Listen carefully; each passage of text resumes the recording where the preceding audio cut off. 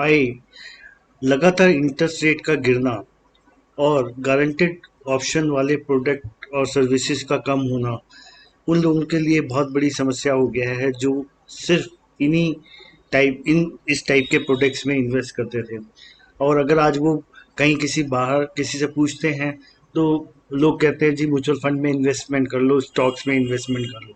अब mutual fund और stock हर आदमी को वो कॉन्फिडेंस नहीं दे पाता कि उसमें उन्हें रिस्क नज़र आता है, और किसी हद तक रिस्क होता भी है।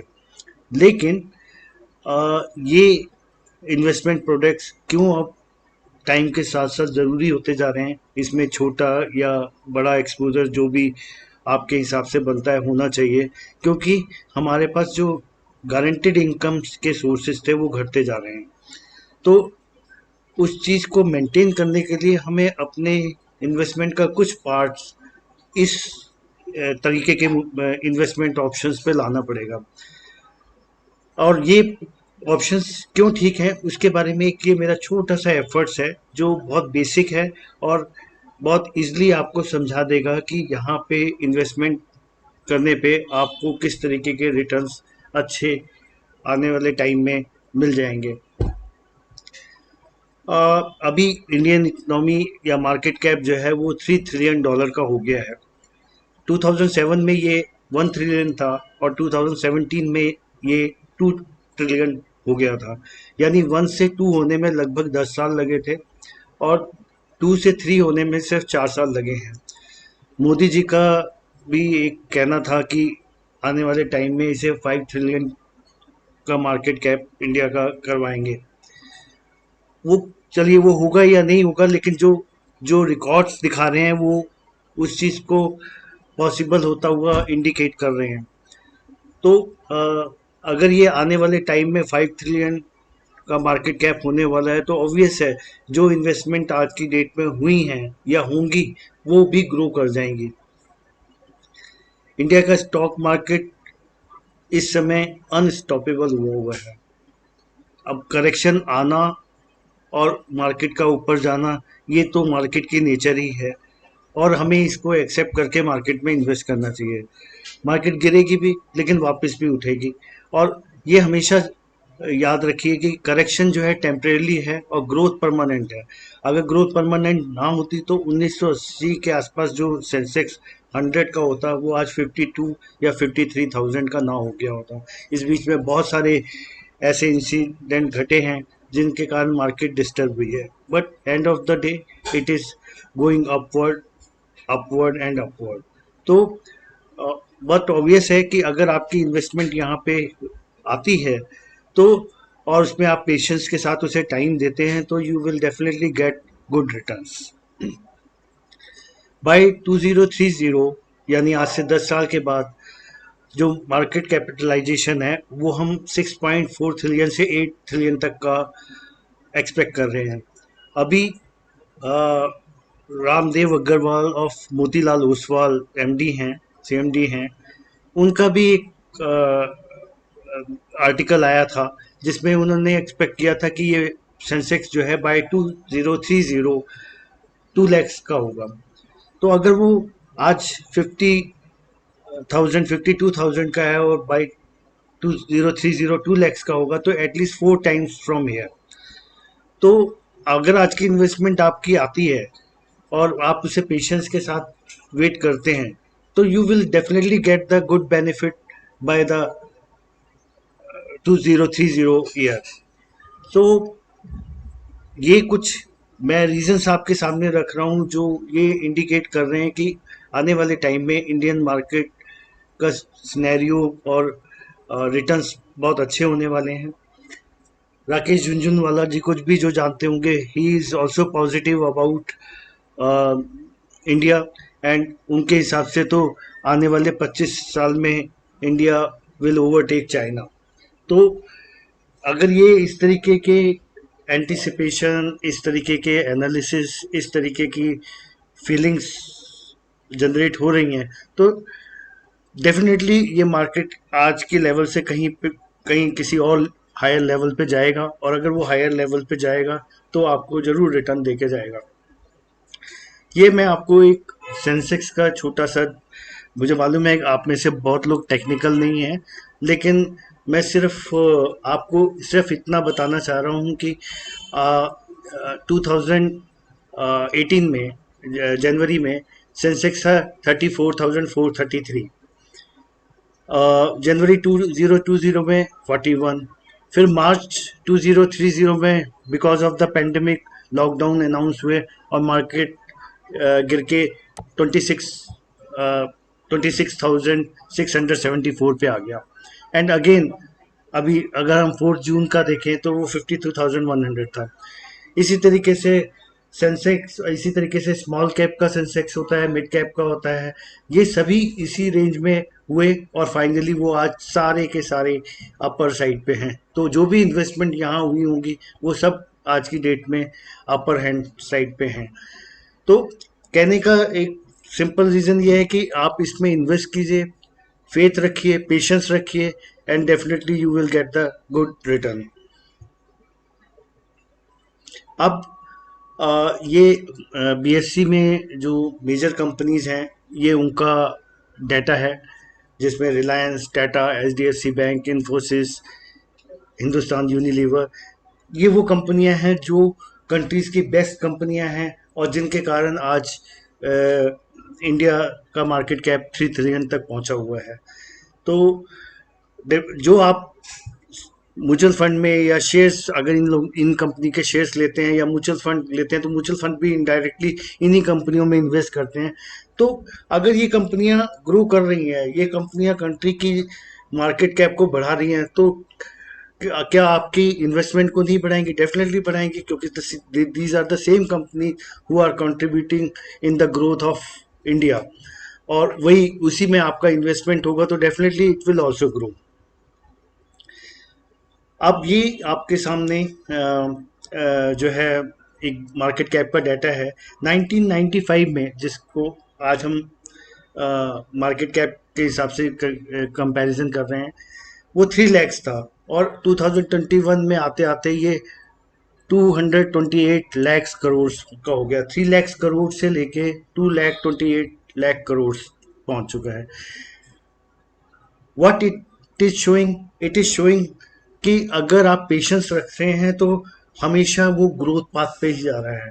इसमें आप कहीं भी नेगेटिव नहीं, हो सकता है 95 से 2005 में किसी साल किसी बीच में ये नेगेटिव में गया हो, but end of the day it is growing, और if end of the day it is growing तो definitely your money will also grow. तो ये एक बड़ा सिंपल सा डाटा हमने यहाँ पे मेंशन किया है। अब बात हम करते हैं कि अभी इंडिया में हाउस होल्ड क्या कर रहा है। अभी ये एक हमने चार्ट बनाया है यहाँ पे, इसमें 100 रुपये में से 48 रुपीज़ की इन्वेस्टमेंट लोगों ने अभी पीछे जो भी एनालिसिस हुए हैं, इसमें हमने जो सोर्स लिया है रिजर्व बैंक ऑफ इंडिया और CDSL और NSC and national security depository limited से लिया हुआ डाटा है ये। इसके हिसाब से 100 रुपये में अभी भी 48 रुपीज़ प्रॉपर्टी में पार्क है, 17 गोल्ड, 16 बैंक डिपॉजिट, इक्विटी में 4% है। इक्विटी यानी शेयर और may be mutual funds, equity mutual fund, तो सिर्फ 4% का कंट्रीब्यूशन इक्विटी मार्केट में आ रहा है। बाकी का आपका different income, different investment options में गया हुआ है। इसमें आपको थोड़ा सा सोचने की ज़रूरत है। ये जो है क्लाइंटों का, जो पीछे जिस तरीके से क्लाइंट्स का इंटरेस्ट मार्केट में बढ़ा है, ये कुछ उसका डाटा है कि किस तरीके से क्लाइंट पार्टिसिपेशन बढ़ रहा है शेयर मार्केट में। अब यहाँ पे हम बात करते हैं टाइमलाइन की। ये टाइमलाइन मार्केट कैप की है। जैसे मैंने बताया था 2007 में ये 1 ट्रिलियन था, फिर अक्टूबर में 1.5, और फिर 2017 में 2 ट्रिलियन हुआ, फिर दिसंबर 2020 में 2.5, और अब मई में ये 3 ट्रिलियन। तो see the growth of the market cap of India. तो ये अगर बढ़ रहा है तो definitely you will also get the benefit of the such of these growths. ये वो बिग प्लेयर्स हैं जिन्हें वर्ल्ड रिकग्नाइज करता है। यूएस का मार्केट कैप 47 ट्रिलियन का है, China 11, Hong Kong 7 and so on, UK 3.7 और इंडिया भी 3 में पहुंच गया है।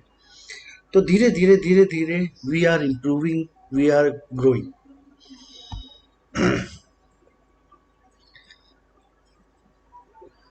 अब 5 साल के अंदर किस किस कंट्री की मार्केट ने क्या किया है, ये डाटा है। इसमें वर्ल्ड जो ग्रो कर रहा है वो 9.25 से कर रहा है। एक ईयर में उसने 49.24 से ग्रो किया है। Whereas if you see the India, उसका उसका ग्रोथ देखिए, ये आपका 85.35।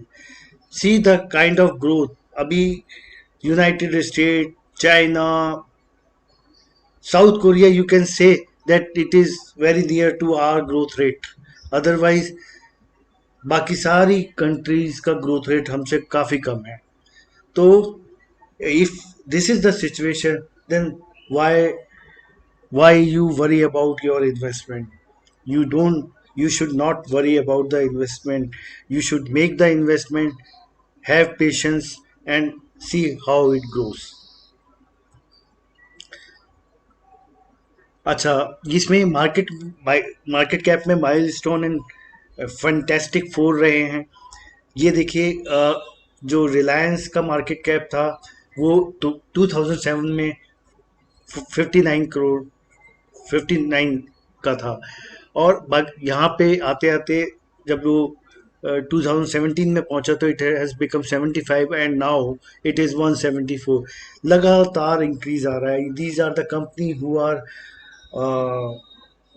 Registering growth year on year basis. और आप वो सारी की सारी अगर ये वाला चार्ट देखें और ये वाला चार्ट देखें तो सब के सब ग्रो किए हैं इन लास्ट 13-14 ईयर्स, सब ग्रो कर गए हैं। और एटलीस्ट मेरे ख्याल तो सभी डबल से ज़्यादा पे हैं। तो ये these data will create confidence in you why you should invest in mutual fund और शेयर मार्केट। ये कॉमोडिटी स्टॉक्स हैं, टाटा स्टील, लोहा, जिंक, कॉपर जो बनाते हैं। इनकी 1 ईयर की ग्रोथ देखिए, 10 साल में ये 102% टाटा स्टील ग्रो किया था और एक साल में ये 298% कर गया है। And the similar kind situation you can see the other companies also. Coal India देख लीजिए, एमएमटीसी देख लीजिए, जिंदल जिंदल स्टेनलेस का देखिए। जहाँ देखेंगे आपको वहाँ पे ग्रोथ नज़र आएगी। इसी तरीके से आईटी सेक्टर के यहाँ पे ग्रोथ का और परफॉर्मेंस को डिस्क्राइब किया है।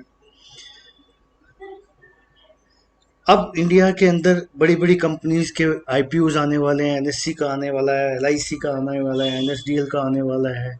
दीज आर द जाइंट्स जो अपना आईपीओ लेके आने वाले हैं। और अगर ये जाइंट अपना आईपीओ लेकर आएंगे तो यू इमेजिन कि इंडियन मार्केट का सिनेरियो आगे आने वाले टाइम में क्या होने वाला है। तो अब ये क्वेश्चन आता है कि भाई, अरे भाई मुझे करना क्या है? आपको कुछ नहीं करना है। म्यूचुअल फंड्स लीजिए या शेयर्स, जो भी करना चाहें। मैं आपको रिकमेंड करूंगा कि सेफर बेट में चलना चाहते हैं, अगर आप गारंटेड रिटर्न्स, फिक्स इन्वेस्टमेंट में रहे हैं और मूव कर रहे हैं तो बेटर वे होगा कि म्यूचुअल फंड इन्वेस्टमेंट करें।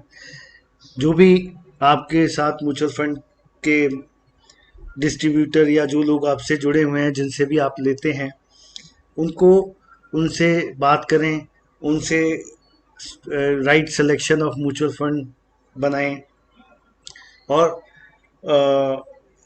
इक्विटी का इन्वेस्टमेंट भी करें, लमसम भी डालें और म्यूचुअल फंड में सिप भी करें। यही एक बेस्ट वे हो सकता है आने वाले टाइम में आपके लिए। तो इन सब चीज़ों को करते हुए मैं यहाँ पे आपसे विदा ले रहा हूँ। तो इन होप कि ये प्रेजेंटेशन आपको पसंद आया होगा। अगर ये पसंद आया है तो इसको लाइक और सब चैनल को सब्सक्राइब ज़रूर करें। और मैं ये कहूँगा कि अगर आप फिक्स इनकम में रहे हैं, गारंटेड इनकम पे रहे हैं, और अगर वहाँ पे अब रिटर्न्स कम हो रहे हैं, तो कुछ फंड्स आप डाइवर्सिफाइड म्यूचुअल फंड की तरफ करें और पेशेंस रखें। हम वहाँ पे भी 7 साल 8 8 साल की एफडी कर देते हैं, 5 5 साल की एफडी कर देते हैं, लेकिन म्यूचुअल फंड्स क्योंकि ट्रांसपेरेंट होते हैं, वहाँ पे आपको एवरी डे अपने फंड्स की परफॉर्मेंस का प्लस माइनस का पता लग रहा होता है। और यही ट्रांसपेरेंसी जो शायद प्लस पॉइंट है, वही शायद नेगेटिव पॉइंट है, क्योंकि जब वो फ्लक्चुएट करता है नेगेटिव साइड में, तो आप टेंशन में आके उस प्रोडक्ट को से बाहर निकलने की कोशिश करते हैं, जो कि आपको नहीं करनी चाहिए। तो make the right investment to grow. तो आप इसको सोचिए। आपको अगर किसी चीज़ की हेल्प की ज़रूरत है तो आप मुझे कांटेक्ट कर सकते हैं। मेरा मोबाइल नंबर आप लोगों के पास में है। जो लोग नए हैं वो मेरे मोबाइल को नोट कर सकते हैं। My mobile number is 9818581199। Thank you so much. Good bye.